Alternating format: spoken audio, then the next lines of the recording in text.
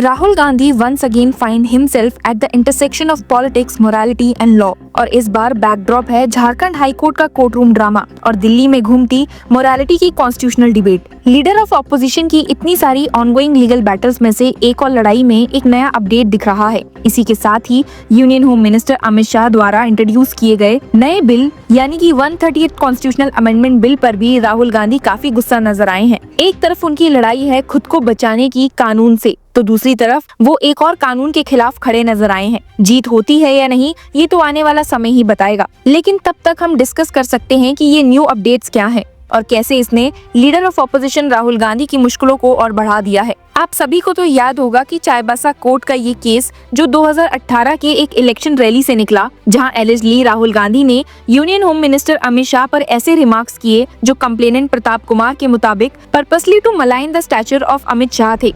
Chaibasa court में गांधी ने 6 अगस्त को पर्सनल अपीयरेंस दिया और बेल ली। उनके लॉयर्स ने कोर्ट के सामने आर्ग्यू किया कि गांधी ने हमेशा लीगल प्रोसेस फॉलो किया है और उनके रिपीटेड पर्सनल अपीयरेंसेस सिर्फ अननेसेसरी हार्डशिप क्रिएट करते हैं। गांधी के काउंसिल ने क्लीन और क्लियर शब्दों में कहा, the case was initially registered in Ranchi and was transferred to Chaibasa in 2021। We had filed a petition for exemption for personal appearances before the high court and we are here as per the High Court's direction। यही repeated appearances और harassment का narrative अब Jharkhand high court के सामने गांधी ने race किया है। जी हाँ, आपने सही सुना, केस चाईबासा कोर्ट से निकलकर अब झारखंड हाई कोर्ट तक पहुंच गया है और इसकी एक हियरिंग हमें सोमवार को भी देखने को मिली है। कोर्ट के सामने एक ब्रीफ हियरिंग के दौरान राहुल गांधी के वकील ने कहा that he is filing this petition challenging the criminal proceedings pending against him in the MP MLA special court at Chaibasa. इससे पहले भी आपको बता दूं कि 2 जून को राहुल गांधी ने झारखंड हाई कोर्ट को अप्रोच किया था against the special MP MLA courts order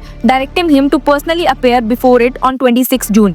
petition argue करती है कि ऐसे repeated personal appearances unnecessary hardship cause करते हैं and are not legally justified. सोमवार को हुई हियरिंग के दौरान हाई कोर्ट ने उनकी पिटीशन का नोटिस लिया और अब हियरिंग को 2 हफ्तों के बाद शेड्यूल किया है। जी हाँ, अब राहुल गांधी की पिटीशन जिसमें उन्होंने चाईबासा में चल रही डेफेमेशन प्रोसीडिंग्स को चैलेंज किया है 2 हफ्ते के बाद सुनी जाएगी। हालांकि दर्शकों, इस डेफेमेशन के साथ ही एक और लीगल बैटल है जो अब गांधी की लिस्ट में शामिल हो गई है, पर इस बार इसका टाइमिंग और पॉलिटिकल रेजोनेंस और भी ज्यादा कंट्रोवर्शियल बन गया है। हाई कोर्ट के कोर्टरूम बैटल के पैरेलल में एक और बड़ी कॉन्स्टिट्यूशनल और पॉलिटिकल आग भड़क रही है जो अमित शाह ने खुद इग्नाइट की।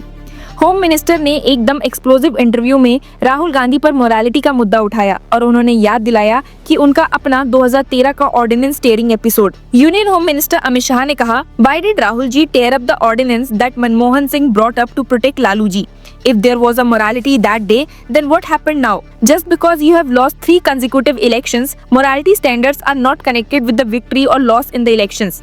They should be steady like the sun and the moon. ये एक तरह से गांधी के ऊपर डबल एज्ड अटैक था। एक तरफ उनकी पर्सनल लीगल बैटल्स और दूसरी तरफ उनकी बदलती पॉलिटिकल मोरालिटी। ऑर्डिनेंस टेयरिंग की वो आइकॉनिक मूवमेंट राहुल गांधी के पॉलिटिकल करियर का एक डिफाइनिंग चैप्टर था, जहां उन्होंने अपने ही UPA गवर्नमेंट के ऑर्डिनेंस को नॉनसेंस कहकर सामने फाड़ दिया था। उस ऑर्डिनेंस का मकसद कन्विक्टेड लॉ मेकर्स को सीट्स बचाने का एक टेम्पररी शील्ड देना था, जो क्लियरली लालू प्रसाद यादव जैसे लीडर्स को बेनिफिट करने वाला था।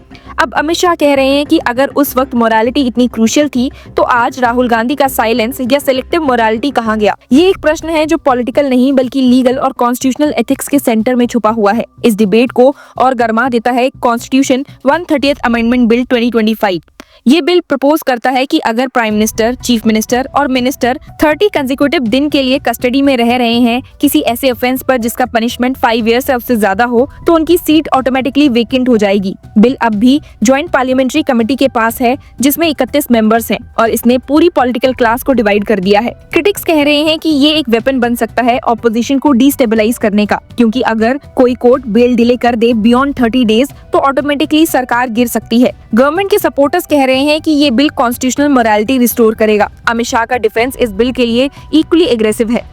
उन्होंने कहा, I am sure it will be passed, there will be many people in the Congress party and in the opposition who will support morality and maintain the moral ground. उन्होंने compare भी किया इंदिरा गांधी के 39th अमेंडमेंट से, जिसमें prime minister, president, VP और speaker को judicial review से protect किया गया था और क्लेम किया गया कि Narendra Modi ji has brought a constitutional amendment against himself that if the prime minister goes to jail he will have to resign. ये एक बोल्ड क्लेम है जो राहुल गांधी के खुद के केस को और भी पॉलिटिकल फायर बना देता है, क्योंकि अब क्वेश्चन सिर्फ एक डिफेमेशन केस का नहीं बल्कि लार्जर मोरालिटी और अकाउंटेबिलिटी का है जो कॉन्स्टिट्यूशन के अंदर एम्बेडेड है। ऑपोजिशन का आर्ग्यूमेंट ये है कि जुडिशरी और एग्जीक्यूटिव का एक डेंजरस टैंगो शुरू हो गया है। अगर कोर्ट्स बेल डिले करे तो ऑटोमेटिक डिस्क्वालिफिकेशन ट्रिगर हो जाएगा, जो एक तरह से जुडिशियल डिस्क्रिशन को पॉलिटिकल गेम चेंजर बना देगा। एक कांग्रेस लीडर ने ऑफ द रिकॉर्ड कहा, this bill is not about morality, it is about muscle flexing. लेकिन अमित शाह का जवाब क्लियर था, that our court also understand the seriousness of the law. When one has to resign after 30 days, then before that the court will decide whether the person should get bail or not। इससे वो एक तरह का confidence दिखाते हैं judiciary की independence पर। लेकिन साथ ही ऑपोजिशन ये क्वेश्चन रेज कर रहा है कि जब एग्जीक्यूटिव और जुडिशरी दोनों पर पॉलिटिकल प्रेशर्स होते हैं तो क्या ये 30 day रूल एक फेयर सेफगार्ड है या एक डिस्टेबलाइजिंग डिवाइस। अब अगर इसी कंटेक्स्ट से देखें तो क्रिटिक्स मानते हैं कि इस कंटेक्स्ट में राहुल गांधी का चाईबासा केस को सिर्फ एक डेफेमेशन बैटल के रूप में नहीं देखा जाए। ये एक सिंबल बन गया है इस बात का कि कैसे ऑपोजिशन लीडर्स के खिलाफ मल्टीपल क्रिमिनल केसेस चलाए जा रहे हैं और उनकी पॉलिटिकल इमेज को एक कोर्ट के अंदर और एक पार्लियामेंट के अंदर साइमल्टेनियसली ट्रायल किया जा रहा है। गांधी का लीगल टीम रिपीटेडली आर्ग्यू कर रहा है कि पर्सनल अपीयरेंसेस के ऑर्डर्स एक अननेसेसरी बर्डन है, और अब जब अमित शाह खुद एक टीवी इंटरव्यू में मोरालिटी का पाथ पकड़ रहे हो तो क्लियरली एक नैरेटिव बिल्ड होता है कि गांधी का मॉरल कैपिटल वीक हो रहा है। एक और ट्विस्ट इस सागा में अमित शाह का स्टेटमेंट है, जहां उन्होंने कहा, my party believes the prime minister of the country believes that no CM, minister और PM in this country can not run the government while being in jail. When the constitution was made, the constitution makers would not have imagined such shamelessness that any CM would go to jail and remain the CM from jail। ये एक direct attack है दिल्ली के former chief minister Arvind Kejriwal पर, जो jail से अपना political रेवेलेंस maintain करने की कोशिश कर रहे थे। लेकिन इसका एक इनडायरेक्ट एरो भी गांधी के ऊपर दिखाई दिया, क्योंकि अगर मोरालिटी और अकाउंटेबिलिटी के नए स्टैंडर्ड सेट किए जा रहे हैं तो राहुल गांधी के लिए अपने लीगल ट्रबल्स और डेफेमेशन केसेस को एक पॉलिटिकल बैच ऑफ ऑनर के रूप में प्रेजेंट करना मुश्किल हो जाएगा। क्या राहुल गांधी की पिटीशन झारखंड हाई कोर्ट में एक प्रेसिडेंट बनेगी regarding harassment through repeated summons? क्या चाईबासा का केस गांधी लीगली क्वैश कर पाएंगे या उन्हें रिपीटेडली पर्सनल अपीयरेंसेस देने पड़ेंगे? ये लीगल क्वेश्चन अभी पेंडिंग है, लेकिन political fall out clearly visual है। बीजेपी राहुल गांधी को एक बार फिर मोरालिटी हिपोक्रेसी के फ्रेम में पुश कर रही है, जबकि राहुल गांधी अपने आप को एक विक्टिम ऑफ हैरेसमेंट के रूप में दिखाना चाहते हैं।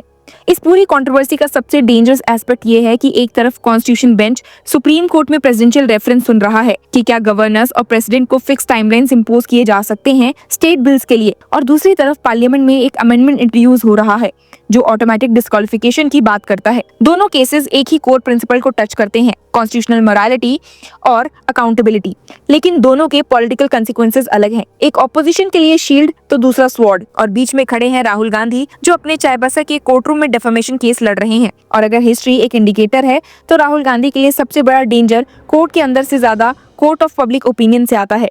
So what are your views on this? Keep sharing and keep following us.